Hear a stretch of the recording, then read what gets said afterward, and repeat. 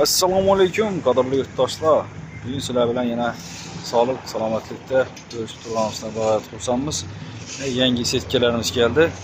Kanalga like bosib, obuna bo'lib qo'yamiz.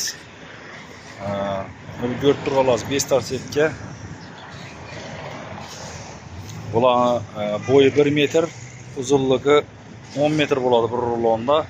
Narxini keladigan bo'lsak, narxlari 140 ming so'mdan ruloni.